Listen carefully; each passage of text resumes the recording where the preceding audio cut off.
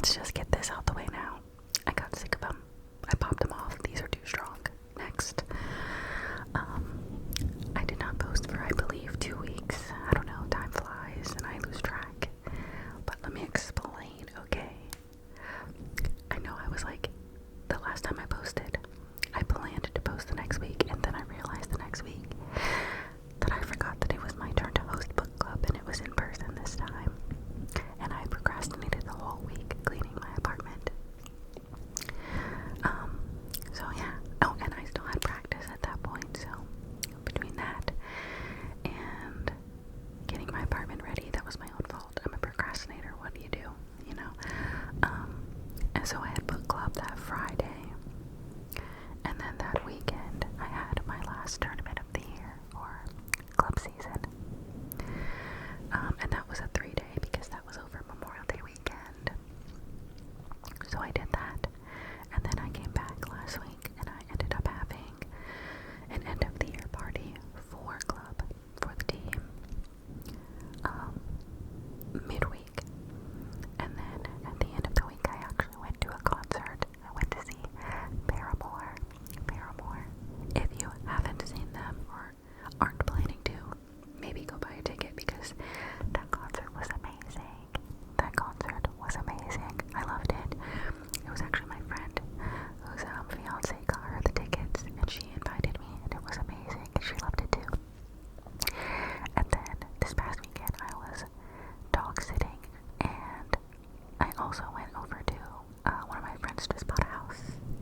She just moved in, so I went to see that. So I digress. Here I am in the flesh. Apologies. Today I'm actually going to be doing a book haul. It's going to be the books I've read over the past few months, and books that I am currently reading, and some of those I may have been reading them for a little while. I'm not gonna lie to you. It may have been a little while for those. Some of them are books I've read for my book club with my friends, and others are just leisure reads. So, let's just get started, now that that's all out the way. I'm gonna do the books that I've recently read first, and then I'll do the ones that I'm reading that are ongoing. I'm just gonna get this first one out the way because it was an audiobook that I had.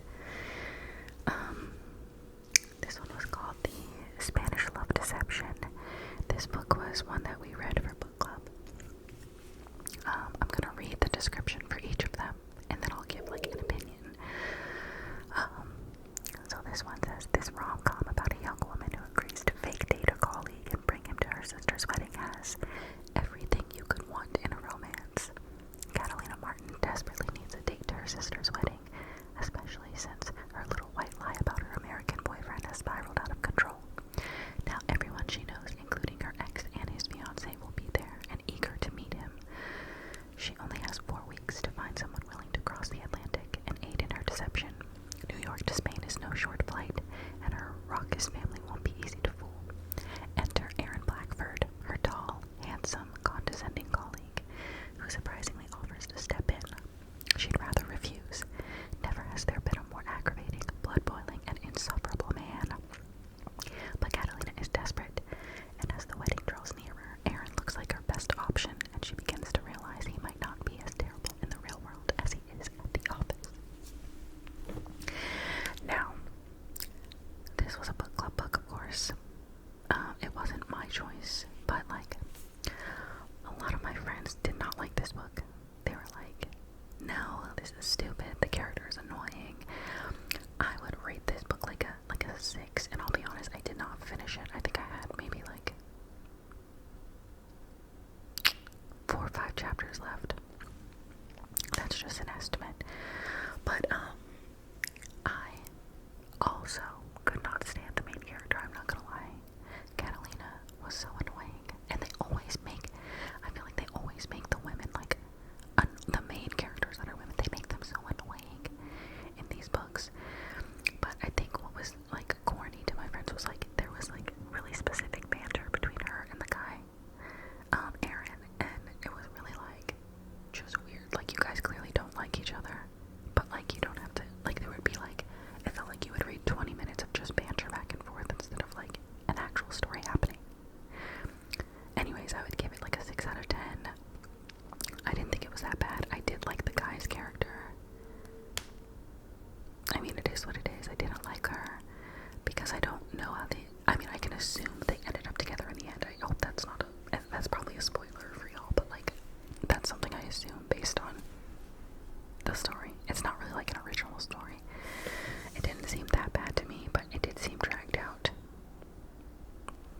So yeah. Anyway. So a few months ago, I feel like it was probably like 2 months ago, I read this book.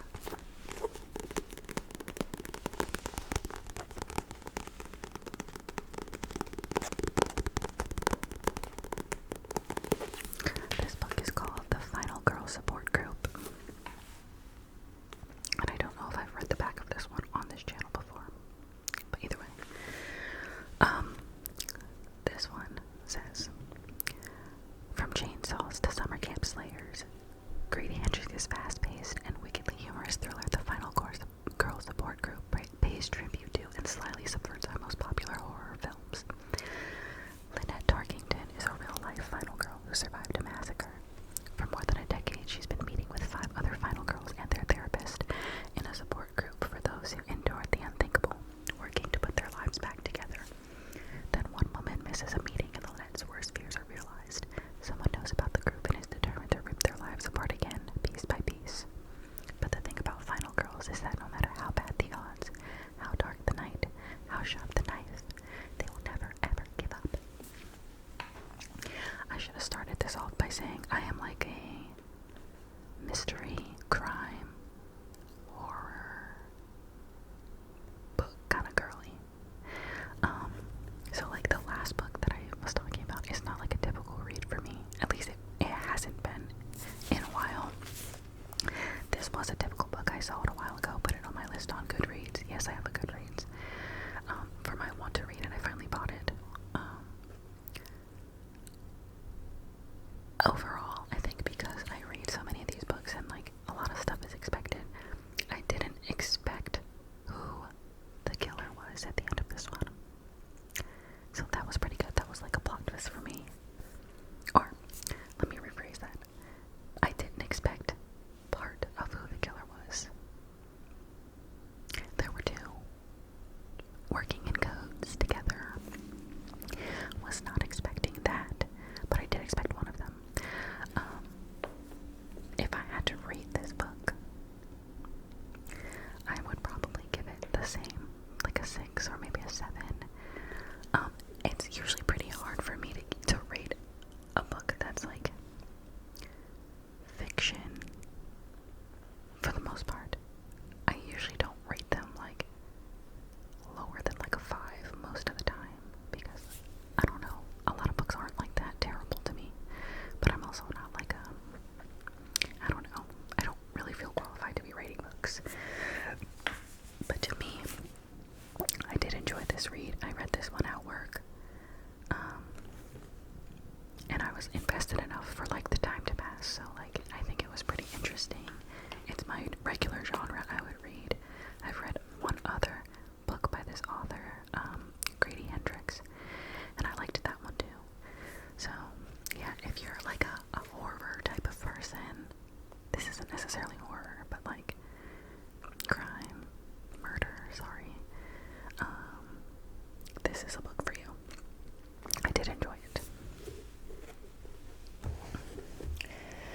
And then after that, I read, and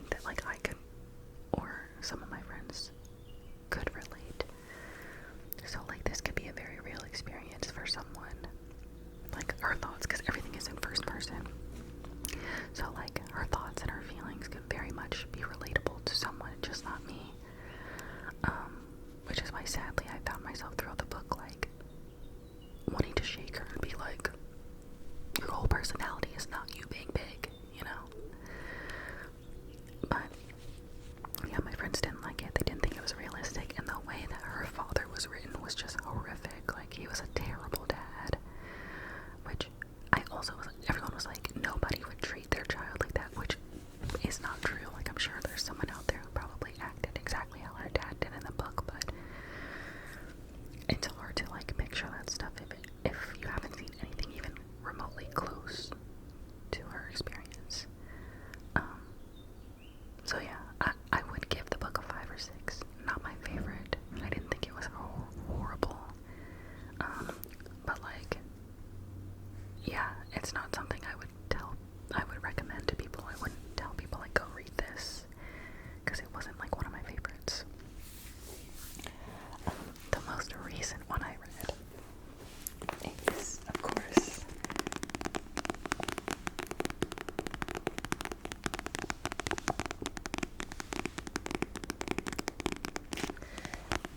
It Starts With Us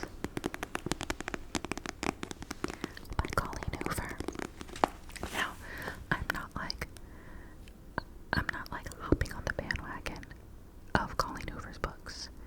I actually we had read Verity for book club, and we read, there's another one for book club, and then I read the first one of these on my own, which is It Ends With Us, and that was after Verity, just because I thought that book was really good, but like, that was I want to say over a year ago that we read that. So like, one of my friends actually just happened to have this book and another Colleen Hoover book that she was gonna donate unless one of us wanted it. I said, well, I'll take it, because why not? Again, not a love story girl, but I did like this. I really did like this book. I just finished it maybe like 2 days ago. And I thought it was really cute. I mean, if you've read the first book and you liked it, then you're probably invested in Lily and like what happens to her afterwards. I don't want to spoil anything in case anyone does want to read this, but yeah, I thought it was really cute, and the way things ended up for her were cute, but also I cringe when things are too lovey-dovey, so there were times when certain things that were written I was like, ick, but that's just me. Anyway, let me read the back. Lily and Ryle have just settled into a simple co-parenting rhythm with their daughter, Emerson, when Lily suddenly runs into Atlas nearly 2 years after they last spoke. Elated that the timing finally seems to be right to give what they have together a real chance, Atlas asks Lily on a date. But Lily's excitement is almost immediately replaced by dread and anxiety when Lily remembers that Ryle, though no longer her husband, is still very much part of her life. And though Ryle would dislike Lily dating anyone but him, Atlas Corrigan is the one man he absolutely will not stand having in his ex-wife and daughter's lives. Told from the perspective of Lily and Atlas, It Starts With Us gives readers a deeper look into Atlas's past as he and Lily reconnect and rekindle the love they shared as teenagers, while navigating a volatile ex-husband who believes Atlas to be one of the reasons his marriage with Lily ended. It Starts With Us picks up right where the epilogue for the glorious and touching It Ends With Us left off, giving readers the exhilarating sequel to Colleen's best-selling phenomenon they've been begging for. So this one is also being made into a movie, and I believe Blake Lively will be playing Lily. I saw pictures of Blake Lively filming. I'm thinking that's this movie. If it is, I did not like how she looked. Like, it wasn't how I pictured it. I don't know. Anyway, I would recommend this book and the first one, which is It Ends With Us. I did really enjoy it. I would give this book like a 7 or 8, you know. Yeah, I definitely liked it. Pleasantly surprised by that as well.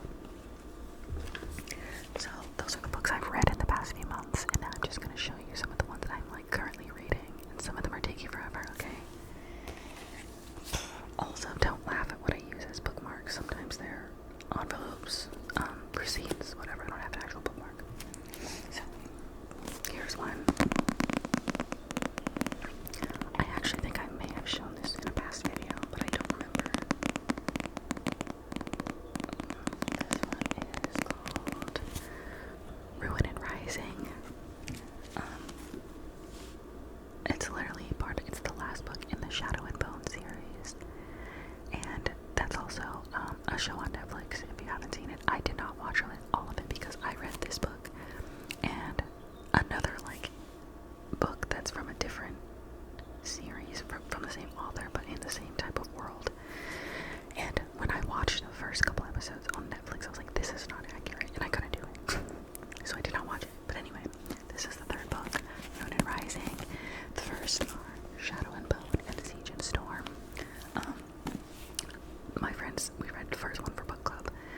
guys did not like that first book, but they liked the show.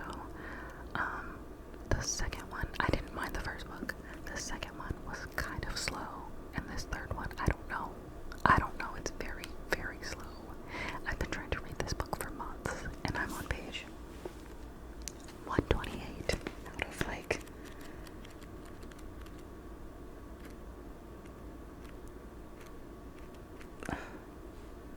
400, so, I mean, wish me luck.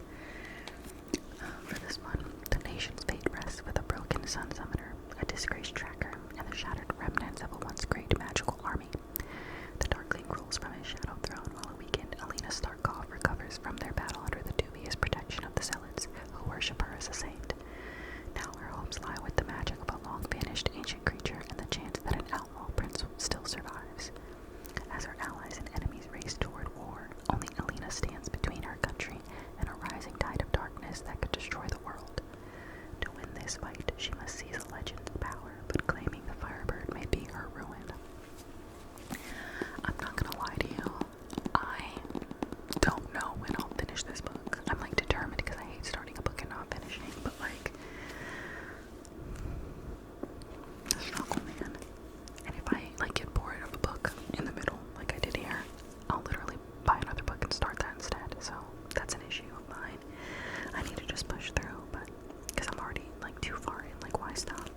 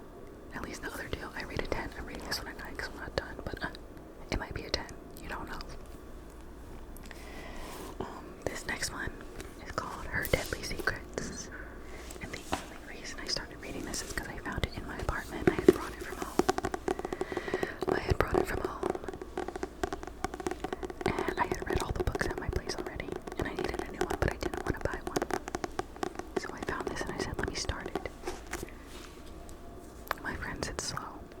To me, so far, it is slow.